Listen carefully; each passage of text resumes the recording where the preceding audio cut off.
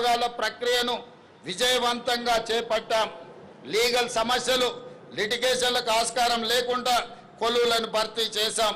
ఉద్యోగ నియామక ప్రక్రియలో పారదర్శకతను పునరుద్ధరించాం.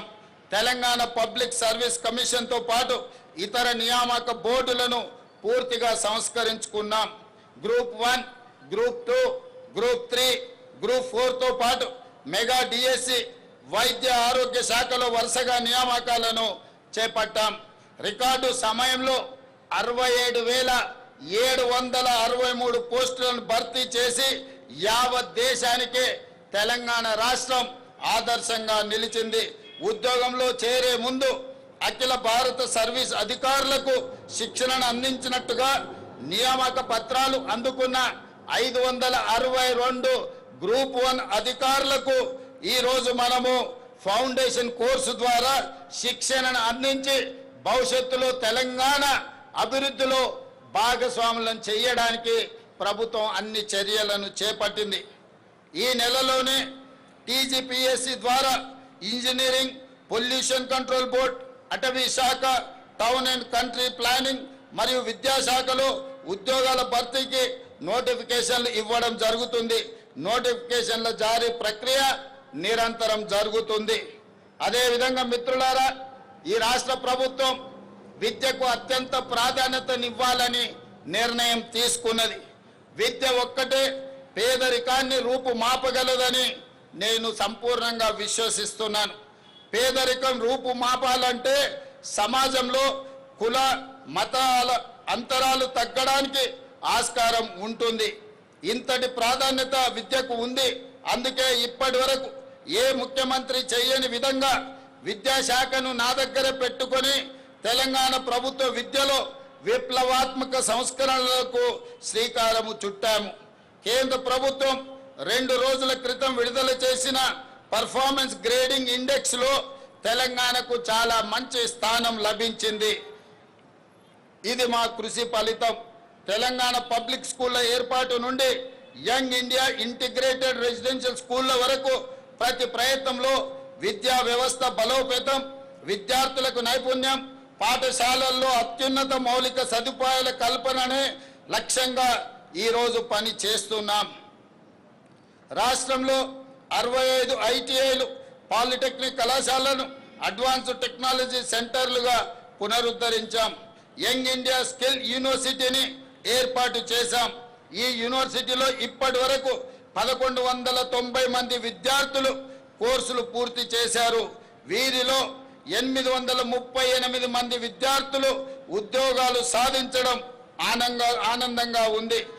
Microsoft, Flipkart, Tech Mahindra, Doctor Reddy's, AIG hospitals, Apollo hospitals వంటి ప్రముఖ సంస్థల్లో వీరికి ఉద్యోగ అవకాశాలు వచ్చాయని తెలియజెప్పడానికి నేను ఆనందపడుతున్నాను. మిత్రులారా, ఇప్పటికే రాష్ట్రంలోని 1362 ప్రాథమిక పాఠశాలల్లో ప్రీ ప్రైమరీ తరగతులు అందుబాటులోకి తీసుకొచ్చాం.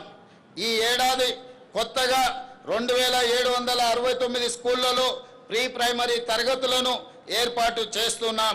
దీంతో ప్రభుత్వ పాఠశాలల్లో ఎన్రోల్మెంట్ శాతం పెరుగుతుంది. ఈ ఏడాది రాష్ట్రంలోని అన్ని ప్రభుత్వ స్కూళ్లలో, కాలేజీలలో విద్యార్థులకు బ్రేక్ఫాస్ట్ స్కీమ్ పథకాన్ని అమలు చేస్తున్నాం. ప్రస్తుతం పాఠశాలల్లో ఉన్న మధ్యాహ్న భోజన పథకాన్ని జూనియర్ కాలేజీలకు విస్తరిస్తున్నాం. అన్ని ప్రభుత్వ సంక్షేమ హాస్టళ్లు, రెసిడెన్షియల్ పాఠశాలలు, కళాశాల విద్యార్థులకు డైట్ ఛార్జీలు 40%, కాస్మెటిక్ ఛార్జీలను 212% పెంచడం జరిగింది. అమ్మ ఆదర్శ పాఠశాల కమిటీల ఆధ్వర్యంలో పాఠశాలల్లో 706 కోట్ల విలువైన మౌలిక సదుపాయాల పనులను చేపట్టాం. మంచిరేవుల గ్రామంలో యంగ్ ఇండియా రెసిడెన్షియల్ స్కూల్ని మనము ప్రారంభించాం. Police young India integrated residential స్కూల్ని మనం ప్రారంభించుకోవడం జరిగింది. మిత్రులారా, పేదల కళ సొంత ఇల్లు. ఆ సొంత ఇల్లు కళ నెరవేరితే పేదల కళ్ళల్లో ఉండే ఆనందాన్ని మనం ఆస్వాదించవలసిందే కానీ మాటల్లో చెప్పలేం. అందుకే నేను గ్రామీణ ప్రాంతం నుంచి వచ్చాను. పేదల మధ్య పెరిగాను.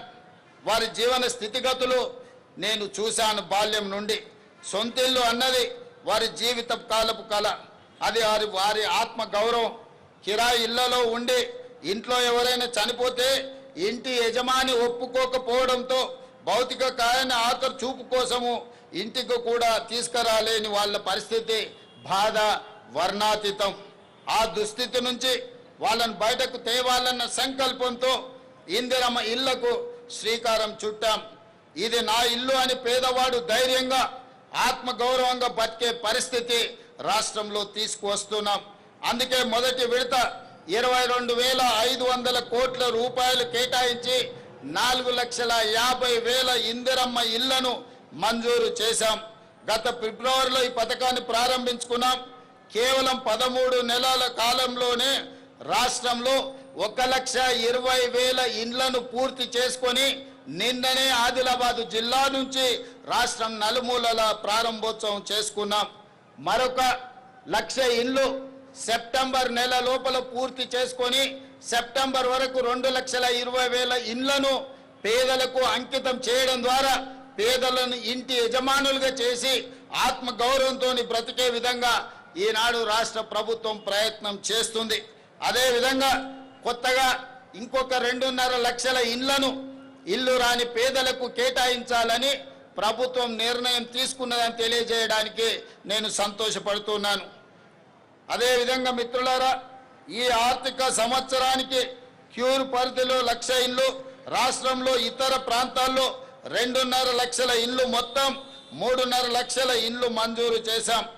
ఆనాడు కాంగ్రెస్ ప్రభుత్వం స్వర్గీయ వైఎస్ రాజశేఖర రెడ్డి గారు ముఖ్యమంత్రిగా ఉన్నప్పుడు ఉమ్మడి రాష్ట్రంలో అమలు చేసిన ఇందిరమ్మ ఇండ్ల పథకంలో మంజూరై ఇప్పటికే అసంపూర్తిగా ఉన్న ఇండ్లను కూడా 2వ విడతలో పూర్తి చేయాలని నిర్ణయించాం.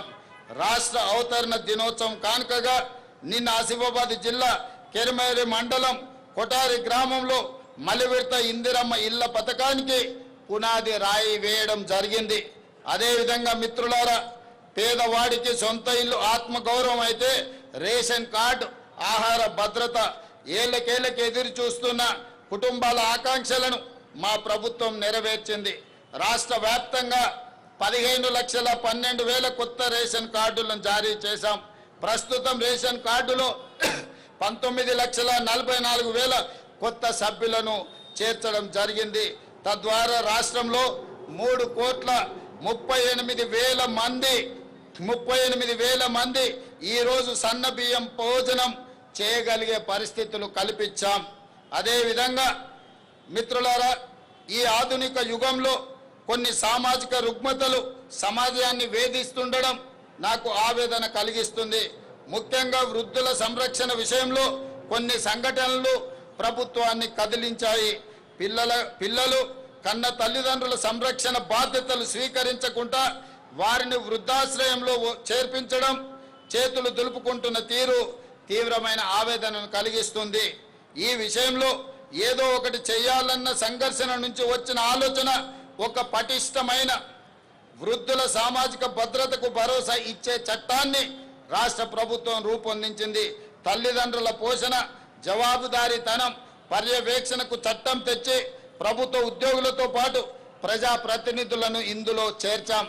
ఎవరైనా ప్రజాప్రతినిధులు కానీ, ప్రభుత్వ ఉద్యోగులు కానీ, ప్రైవేట్లో పెద్ద ఉద్యోగాలు చేసేవాళ్ళు కన్న తల్లిదండ్రులను చూసుకోకపోతే వాళ్ళ జీతాలలో 15% కోత విధించి ప్రత్యక్షంగా తల్లిదండ్రుల ఖాతాలో వేయడం ద్వారా ఆ వృద్ధాప్యంలో తల్లిదండ్రులకు రక్షణ కల్పించే చట్టాన్ని తెలంగాణ రాష్ట్ర ప్రభుత్వం అమలు చేస్తుందని తెలియజేయడానికి. అదేవిధంగా గిగ్ చట్టం కూడా మన రాష్ట్రంలో సుమారు 4 లక్షల మంది రాత్రనక 24 గంటలు నిరంతరం సేవ. భద్రత లేదు, వారి ఉద్యోగ భద్రత. రాహుల్ గాంధీ నేను అభినందనలు తెలుపుతున్నాను.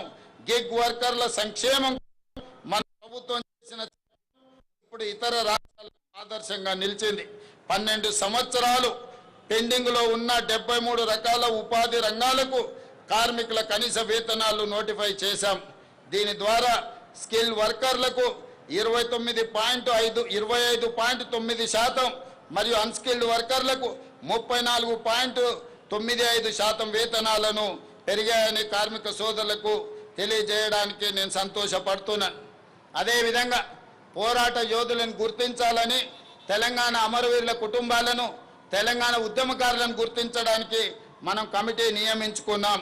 వారి అమరవీరులు పోరాట యోధులే తెలంగాణ రాష్ట్రం. వారి త్యాగాలకు విలువలేని రాష్ట్రం జీవం లేని శరీరం లాంటిదని నేను భావిస్తాను. అందుకే తెలంగాణ రాష్ట్రం కోసం పోరాడిన యోధులను గుర్తించి వారికి వారి కుటుంబ సభ్యులకు తగిన న్యాయం చేయాలన్న ఆలోచనతో లక్ష్యంతో కేశవరావు గారు కోదండరాం గారి నాయకత్వంలో కమిటీని నియమించాం. ఆ కమిటీ నివేదిక ఆధారంగా తెలంగాణ పోరాట యోధులందరినీ సముచిత రీతిన సత్కరించి వారి చిత్తశుద్ధి చాటుకుంటామని చేస్తున్నాను. మిత్రులారా, చాలా విషయాలు మాట్లాడాల్సినవి ఉన్నాయి. కానీ ఎండ తీవ్రత ఎక్కువగా ఉంది.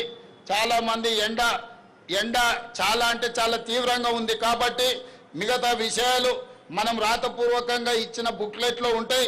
చివరగా ఈ ఉపన్యాసాన్ని ఎండ తీవ్రతను దృష్టిలో పెట్టుకొని దాని కొంత సంక్షిప్తంగా ఇందులో పూర్తి చేస్తాం. రాతపూర్వకమైన వివరాలన్నిటిని కూడా అందించాం రాష్ట్ర ప్రజలందరికీ. మీడియా మిత్రులు కూడా దీన్ని పరిగణలోకి తీసుకోవాల్సిందిగా కోరుకుంటూ ఈరోజు చివరగా ఒకే ఒక్క మాట నేను చెప్పదలుచుకున్నాను. మిత్రులారా, దేశంలోనే కాదు ప్రపంచానికే తెలంగాణను గేట్వేగా నిలబెట్టాలన్నది నా స్వప్నం. దానికి మార్గం తెలంగాణ రైజింగ్ 2047 విజన్ డాక్యుమెంట్. 2034 నాటికి $1 ట్రిలియన్ ఎకానమీగా, 2047 నాటికి $3 ట్రిలియన్ ఎకానమీగా తెలంగాణ ఉండాలన్నది ప్రజా ప్రభుత్వం యొక్క సంకల్పం. దీనికి ప్రజలందరూ అండదండలు కావాలి. మీ అందరి సహకారం ఆశీర్వాదంతో ఈ లక్ష్యాన్ని చేరుకుంటామన్న విశ్వాసం నాకు సంపూర్ణంగా ఉన్నది. ఈ ఆర్థిక వృద్ధిలో ప్రతి ఒక్కరూ భాగస్వాములు కావాలి. తెలంగాణ అభివృద్ధికి పునరంకితం కావాలని కోరుకుంటూ మీ అందరికీ మరొక్కసారి తెలంగాణ రాష్ట్ర ఆవిర్భావ శుభాకాంక్షలు తెలియజేస్తూ మీ అందరి దగ్గర సెలవు తీసుకుంటున్నాను. జై హింద్, జై Telangana. Thank you, Honorable Chief Minister, sir, for addressing 4 crore Telangana. There we have the parade commander taking permission.